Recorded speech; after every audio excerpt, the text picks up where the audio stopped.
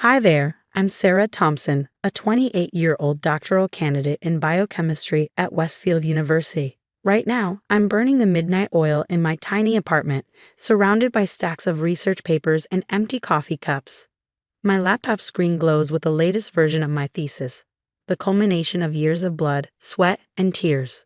Growing up in a blue-collar family, I never imagined I'd be here, on the verge of earning my PhD. But here I am. My phone buzzes, breaking my focus. It's my sister, Emma. "Hey sis, how's the genius doing?" she asks. I roll my eyes. "Hey Em, just drowning in work as usual." "What's up?" "Oh, just checking in. Tom and I were wondering if you're coming to dinner this Sunday." Sunday dinners with Emma and her husband Tom. They got married 2 years ago, and let's just say family gatherings have been interesting since then. "I don't know, Em. My defense is coming up, and I've got to." "Come on, Sarah. You can't work all the time. Besides, Tom's been asking about your research. He finds it fascinating." I bite my lip, torn between family obligations and my work. All right, I'll be there." After hanging up, I turn back to my laptop, trying to regain my concentration. But my mind keeps wandering to the upcoming defense. Years of hard work, sleepless nights, and sacrifices, all coming down to one presentation. The pressure is overwhelming. A knock at my door startles me. It's Dr. Rachel Chen, my advisor and mentor. "Sarah, you look like you haven't slept in days. Everything okay?" I sigh, running a hand through my messy hair. "Just nervous about the defense, Dr. Chen. What if I mess up? What if the committee tears my research apart?" Dr. Chen gives me a reassuring smile. "Sarah, you're one of the brightest students I've ever had. Your work is groundbreaking. You've got this." Her words boost my confidence, but a nagging doubt remains. As if reading my mind, Dr. Chen adds, "Don't let Marcus get in your head. He's just jealous of your success." Ah, Marcus Sloan, my academic rival. The guy has been trying to one-up me since day one, but I won't let him throw me off my game. "Thanks, Dr. Chen. I appreciate your support." As she leaves, I turn back to my work with renewed determination. The path to this PhD hasn't been easy, juggling studies, a part-time job to make ends meet, and family expectations. But I'm so close now, I can almost taste it. I glance at the photo on my desk, me and Emma as kids, big smiles on our faces. Things were simpler then. Now there's always this undercurrent of tension between us. I shake off the thought and refocus on my thesis. No time for family drama now. I got a PhD to earn. The big day finally arrives. I stand in front of the mirror, adjusting my blazer and taking deep breaths. This is it, my PhD defense, years of work culminating in this moment. As I set up my laptop in the presentation room, Dr. Chen gives me an encouraging nod. The committee members file in, their faces unreadable. I take a deep breath and begin. "Good morning. Today, I'll be presenting my thesis on." Suddenly, my slides freeze. Frowning, I click frantically, but nothing happens. Sweat beads on my forehead as I fumble with the computer. "I'm so sorry, just give me a moment." After what feels like an eternity, I manage to restart the presentation. But as I continue, my anxiety grows. Something feels off, slides are missing, data points don't match my notes. What is going on? By the time I finish, I'm a nervous wreck. The committee looks confused and unimpressed as they file out. Dr. Chen approaches me, concern etched on her face. "Sarah, what happened?" I shake my head, fighting back tears. "I don't know. Everything was fine last night." Back in my apartment, I frantically search my laptop. A cold dread washes over me as I realize my thesis files are gone, completely wiped. Even my backups are corrupted. As panic sets in, a memory surfaces, last Sunday's dinner at Emma and Tom's place. "A PhD, huh?" Emma had said, her voice oddly bitter. Must be nice to be the golden child.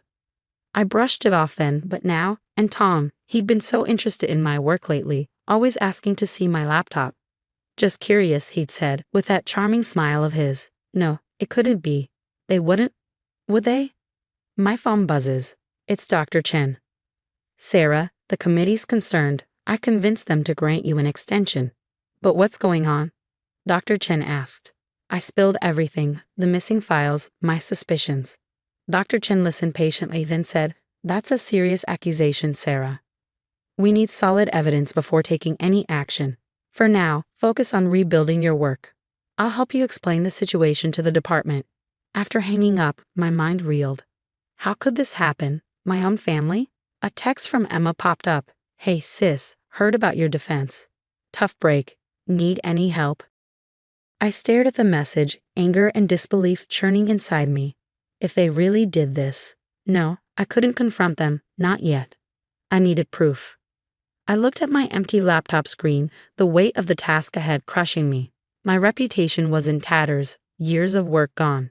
But I wasn't going to let them win. I opened a new document and started typing. I'd rebuild my thesis from scratch if I had to, and I'd find out the truth, no matter what it took. As I worked through the night, one thought kept me going. Whoever did this was going to pay, big time. I knew I couldn't handle this alone, so I called my friend Alex, a computer whiz I met during undergrad.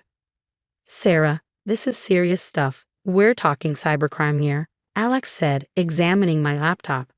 Can you recover anything? I asked, hopefully. Alex shook his head. Whoever did this knew what they were doing, but I can set up some safeguards to prevent future attacks. While Alex worked his magic, I hatched a plan. I bought some tiny cameras and strategically placed them around my apartment, especially near my workstation. Okay, I told Alex. Now we wait. I made a show of frantically working on my thesis, making sure to mention my progress whenever Emma or Tom were around. One evening, Emma stopped by unexpectedly. How's the rewrite going? She asked, an odd glint in her eye. It's coming along, I said cautiously. Emma fidgeted with her wedding ring. You know, Sarah, sometimes I wonder. What if I'd gone to college instead of marrying Tom? I blinked, surprised by her candor. And it's not too late if that's what you want. Easy for you to say, she snapped. You've always been the smart one, the successful one. Do you know how that feels? Her words stung, but I pressed on. Emma, did you have anything to do with what happened to my thesis? Her face crumpled. I didn't mean for it to go so far. Tom said we'd just scare you a little, make you miss the deadline. He can be very persuasive. I felt sick, my own sister. But Emma's confession was just the beginning. A few days later, my cameras caught Tom sneaking into my apartment while I was at the lab. The footage clearly showed him tampering with my laptop. Burning with anger, I dug deeper. What I found shocked me. Tom had a history of academic fraud, having been kicked out of 2 universities for plagiarism and theft of research. How had Emma not known? But the final piece of the puzzle came from an unexpected source. Marcus Sloan, my academic rival. He'd approached me one day after class, looking nervous. Sarah, I need to confess something. Tom approached me a few weeks ago. He said if I helped him sabotage your work, he'd make sure I got the grant you were in line for. He trailed off, looking ashamed. I stared at him, speechless. I'm sorry, Marcus continued. I realized how wrong it was. That's why I'm coming clean now. I thanked Marcus for his honesty, my mind racing. I had all the pieces now. Emma's jealousy, Tom's manipulation, Marcus's involvement. Over the next few days, I meticulously compiled all the evidence. The camera footage, Emma's confession, Marcus's statement, Tom's history of fraud. I backed everything up in triplicate, determined not to be caught off guard again. As I put the finishing touches on my case, a mix of emotions washed over me, anger at the betrayal, sadness for my broken relationship with Emma, determination to see justice done. I took a deep breath and picked up my phone. Dr. Chen, I have something you need to see. The time for secrets was over. It was time to bring everything into the light. The day of reckoning had arrived. I stood before the University Ethics Committee, my heart pounding but my resolve firm. Dr. Chen gave me an encouraging nod as I began my presentation. Distinguished committee members, what I'm about to show you goes beyond academic misconduct. It's a deliberate act of sabotage and fraud. I laid out the evidence methodically, the camera footage, Emma's confession, Marcus's statement, and Tom's history of academic dishonesty. The committee members' expressions grew increasingly grave as I continued. This wasn't just an attack on my work, but on the integrity of our institution, I concluded. The room erupted in murmurs. The committee chair cleared his throat. Miss Thompson, these are serious allegations. We'll need to involve the authorities. Within hours, campus police arrived. I watched a mix of satisfaction and sadness washing over me as they led Tom away in handcuffs. The charges: theft of intellectual property, and computer fraud. Emma showed up at my apartment that evening, her eyes red and puffy. Sarah, I don't know what to say. I never thought Tom would go this far. I couldn't bring myself to comfort her. You knew enough, Emma. You were willing to destroy my career because of your own insecurities. She broke down sobbing. But I held firm. Years of resentment and betrayal had created a chasm between us that I wasn't sure could ever be bridged. The next day, I received word that Marcus had been expelled from the PhD program for his role in the sabotage. His confession had saved him from legal consequences, but his academic career was over.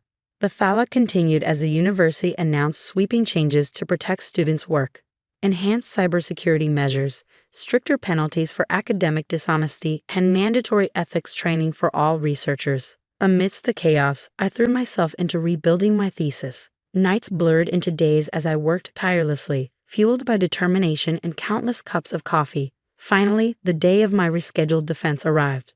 This time, as I stood before the committee, there were no technical glitches, no missing slides. I presented my work with confidence, feeling even the toughest questions with ease. When I finished, the room erupted in applause. Dr. Chen beamed with pride. Congratulations, Dr. Thompson. Your thesis has been accepted with distinction. The weight of the past few months lifted from my shoulders. I had done it. Despite everything, I had persevered. As the committee filed out, Dr. Chen pulled me aside. Sarah, your resilience through this ordeal has been remarkable. I'd like to offer you a postdoctoral position in my lab. Your insights would be invaluable to our research. Overwhelmed with gratitude, I accepted on the spot. The day of the graduation ceremony arrived. As I donned my cap and gown, I couldn't help but reflect on the tumultuous journey that had brought me here. I spotted Emma in the audience, her expression a mixture of pride and regret. She approached me after the ceremony, tears in her eyes. Sarah, I'm so proud of you, and I'm so sorry for everything. Can we please try to mend things?